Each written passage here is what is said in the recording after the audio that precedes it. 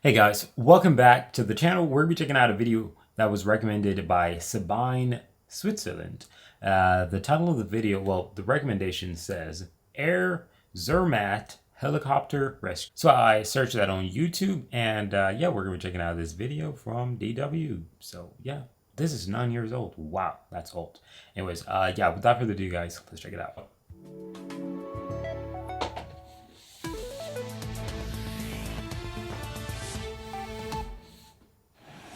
This year marks the 150th anniversary of the first ascent of the Matterhorn. For 150 years, mountaineers have been reaching the summit of the iconic Swiss mountain. But more than 500 people have lost their lives there, twice as many as on Mount Everest. Dr. Martin Walzer is on call around the clock to rescue climbers in trouble. It's dangerous work and demands everything from him and his team. Will they manage to get where they're needed in time this weekend?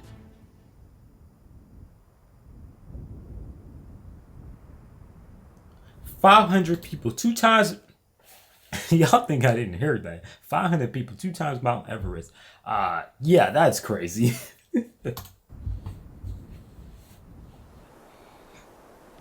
It's 4 in the morning on the Hönli Ridge. 15 climbers are on their way to the summit.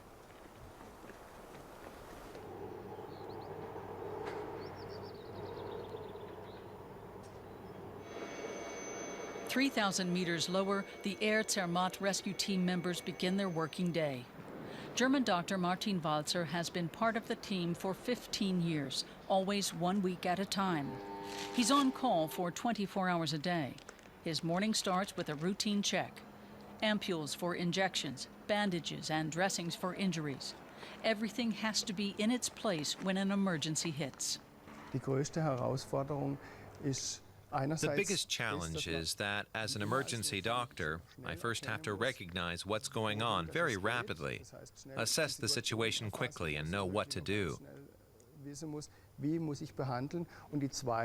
And secondly, a challenge that's just as big or even bigger in the mountains is to be sure to communicate with my team and never go anywhere, putting myself and my patient at risk.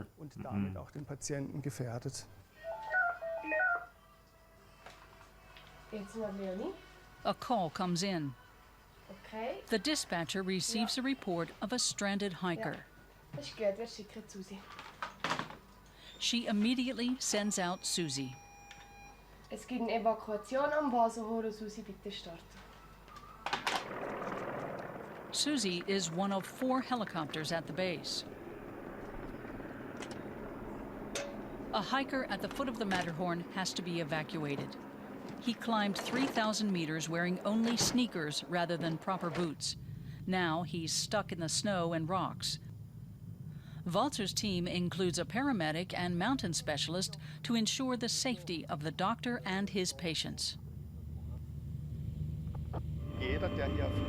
Anyone who's been flying here for years, and most of them have been here for many years, is so experienced they can usually deal with any medical situation.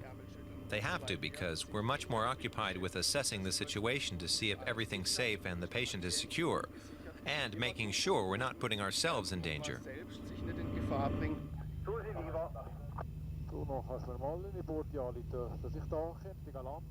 Pilot Danny Auftenblatten heads for a ledge. Walzer will wait there with the equipment. That way, the helicopter can remain light and maneuverable. Für Angst ist eigentlich kein Platz. There's no time for fear. Dass man zum Teil im Nachhinein sagen muss, Sometimes afterwards you really have to say, wow, we were really lucky back there. man muss einfach immer nicht That can happen, of course. You just have to approach each rescue mission with a certain amount of deliberation. an die Rettungsaktion drangehen. Wir mal schauen, ha? Okay. Okay.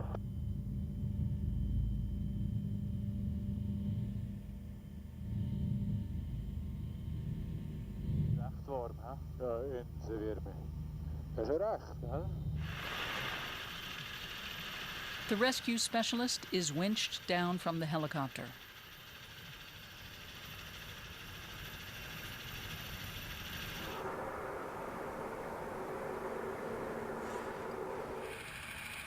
It's a 150-meter drop. The pilot has to keep the copter steady so the rescuer doesn't get flung against the mountain. After a few Damn. minutes, the rescue... I don't know. I've always said this. Well, not always, but since checking out videos about Switzerland, I've always felt as if it would be amazing to hike in Switzerland, right? I'm not a hiker, but I'm just a guy who takes on challenges, I guess, right? So I've seen Switzerland. I've always thought to myself I'd go on a hike, but the difficulty of what these guys have to go through just in case I mess up makes me really not want to do this. You know, there's carts and so on and so forth there that literally makes it so easy to experience the height of the mountains in Switzerland that it's almost pointless to actually go on the hike, you know, in terms of to climb by yourself. It more seems like something for the ego rather than for purpose, because there's not much purpose out of it because you can get to the top without hiking, if that makes any sense. So yeah, seeing this video really makes me rethink hiking up this mountain. I think I'd rather just use a cable cart and that's it. You know, waste of emergency funds and so on and so forth. You know, this is very risky. Like, the dude literally has to keep the helicopter still in order for the dude hanging 150 meters to not go collide into the mountains. Bro, come on now. I don't need somebody to sacrifice their life that much for my life. That is not right. The rescuer is pulled on board again with the hiker hitched onto him. Physically, the hiker is okay. After Martin Walzer gets back on board as well, they return to base.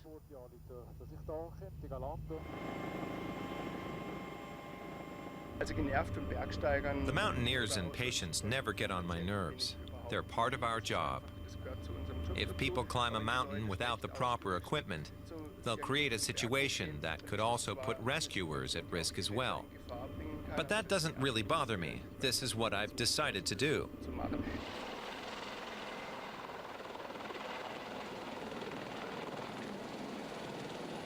The hiker will have to pay for the rescue himself.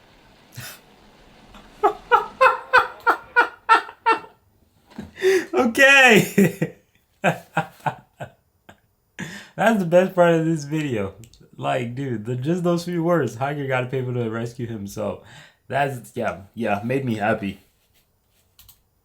The rescue specialist appeals to his conscience. Going climbing in jeans and sneakers can be fatal.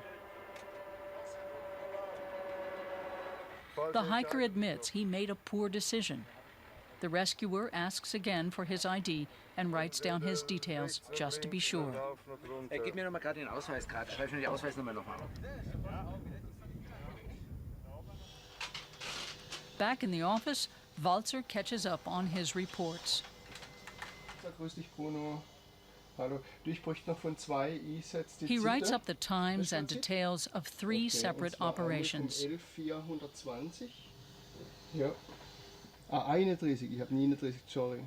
Es gibt ganz viele Einsätze. There are quite a few missions where you think everything would have worked out even without me. And then there are just a few missions I know very well would have ended fatally without my help. They're going to happen time and again. You need them for yourself as a validation. After all the other operations where you think that would have turned out all right even if I hadn't come. Für die vielen anderen Einsätze, wo man denkt, naja, das wäre auch ohne einen gegangen. Then it's time to go out again. There's been an accident on the Matterhorn.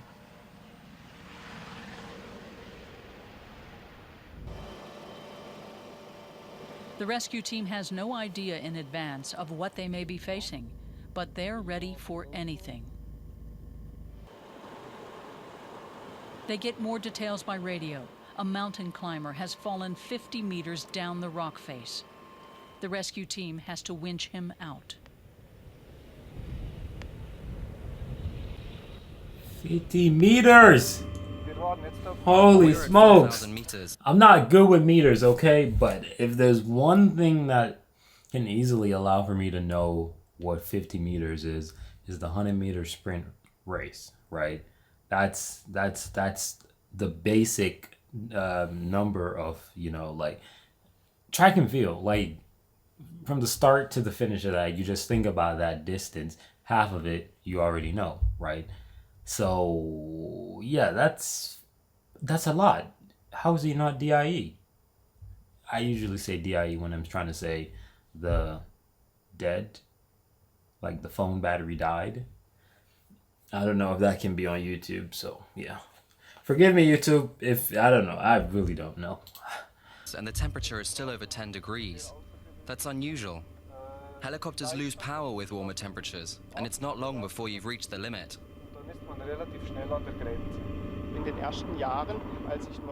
In the early years, before I became a father, it was just an adventure. But now it's a different situation. In the back of my mind, I'm thinking I have to return home again. The pilot seeks a place where he can set the climber down. He's aiming for the Hönlehütte, a mountain cabin at the foot of the Matterhorn. The mountaineer is uninjured, but still suffering from shock. Too quickly. We start to go down always more faster.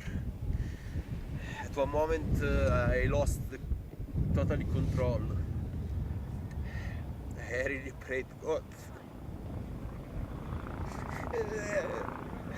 It did something. It stopped us. It stopped us over the rocks. Cases like these are not unusual at the Hönlehütte. Every day, up to 100 climbers set out from here to the Matterhorn. Cabin manager Kurt Lauber is himself a member of the mountain rescue squad. He does what he can to inform climbers and warn them about the dangers.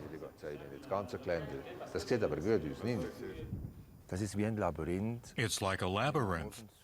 When you get going early in the morning while it's still dark, it's hard to find the right path, and many wander off it. That means they're out there longer, and soon all the small things begin to pile up, like the time factor, for instance. The longer you're out on the mountain, the more tired you get, the less focused you become. So all these small things can pile up, and the dangers can increase.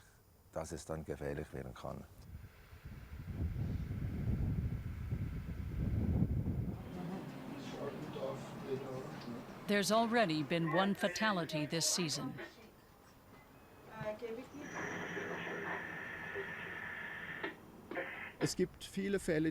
There are some cases which get under your skin. There are sometimes these twists of fate when a climber has fallen to his death, and that's the way it is. But his family comes here and you have to tell them the news yourself. That's always disturbing. The next distress call comes in. There's been a fall somewhere north of the Matterhorn.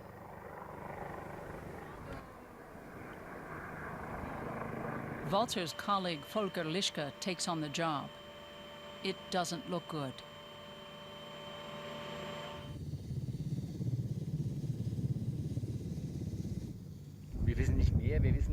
We don't know who, we don't know what's going on. It's a solo climber, apparently. There's no group there that we could talk to. He could have had a heart problem. He could have stumbled. It could be anything. At the moment, we can only speculate. Lischke looks for witnesses. Then the helicopter crew spot a man lying dead on the mountainside. He quite obviously slid across the snowfield and plunged more than 100 meters.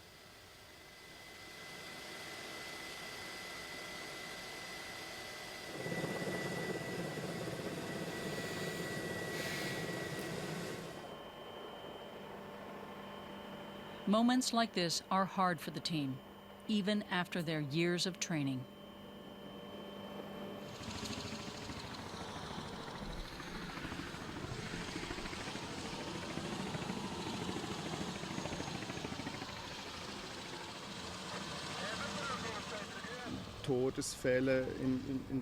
Deaths in emergency medicine are just part of life. Everyone has a strategy for dealing with it. What I do is discuss it with the team. Walzer's shift is over for today, but he's still on standby. He's ready to be called out on a mission 24 hours a day, 7 days a week.